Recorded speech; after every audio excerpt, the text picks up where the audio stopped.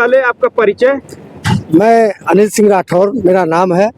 मैं एक छोटा सा कार्यकर्ता हूं भाजपा का। अच्छा ये बताइए, पहली ऐसी सरकार बनी जिसमें आए दिन पेपर लीक हुए, इस पे क्या बोलेंगे?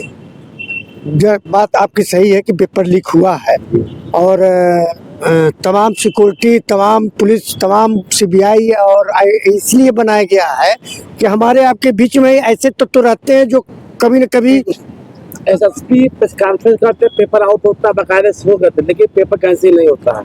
एसएसपी झूठ बोल रहा है, सरकार झूठ बोल रही है। नहीं, जो प्रशासन का जो रिपोर्ट जाएगा शासन के पास, प्रशासन ने रिपोर्ट दिया था पेपर आउट था। हाँ, लेकिन पेपर रद्द नहीं हुआ। नहीं पेपर आउट रद्द था, वो तो थोड़ा जांच का विषय है। वो तो जांच होने के बाद ही पता चले। यूपी सरकार जो है खनन माफियाओं पे अंकुश लगाने में लगी हुई, लेकिन धड़ल्ले से सीएम सिटी माना जाता है, खनन माफियाओं का व्यापार बढ़ता जा रहा है, क्या बोलेंगे? बात सही है। जैसे आज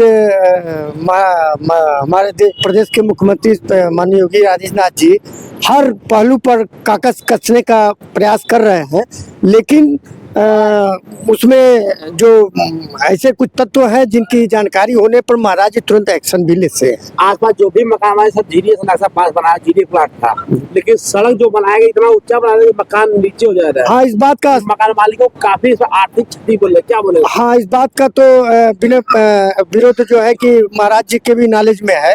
स्थानीय लोगों ने इसका विरोध किया था, लेकिन किस हिसाब से और कैसे इन लोगों ने इतना ऊंचा बनाया, ये बात समझ में तो किसी को नहीं आ रहा। नक्शा पास करती है, जीडीए अप्रूवल देती है, जीडीए नक्शा पास है, मकान ना और एक बार सड़क 5-6 फुट ऊंचा कर दे रहा है। इस बात के लिए लेकर हम लोग को हर चीज की जानकारी जीडीए से लेकर जो है कि पीडब्ल्यूडी तक सबकी जानकारी है, लेकिन अब ये राठौर जी कोई कार्रवाई नहीं हुई। हाँ, कोई अभी इस पर कार्रवाई नहीं हुआ। राठौर जी इस ऊंचाई को लेकर माननीय योगी आदित्यनाथ जी भी रुके हुए, तुमको रोका गया तो उनके नॉलेज में है ये बात। फिर क्या हुआ? फिर तो बन गए, समस्या 10 की 10 बनी हुई है। राठौर जी कमजोर पड़ गए? नहीं, राठौर जी तलवार में जंग लग गया। नहीं, जंग नहीं लगा है।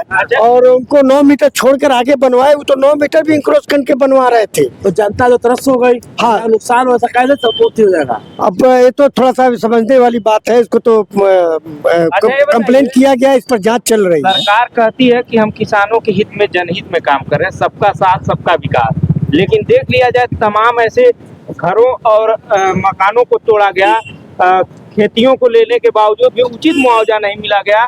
2025 आज चल रहा है, लेकिन सर्किल रेट जो उनको उचित मुआवजा मिलना चाहिए वो नहीं मिला, क्या बोलेंगे इस पर?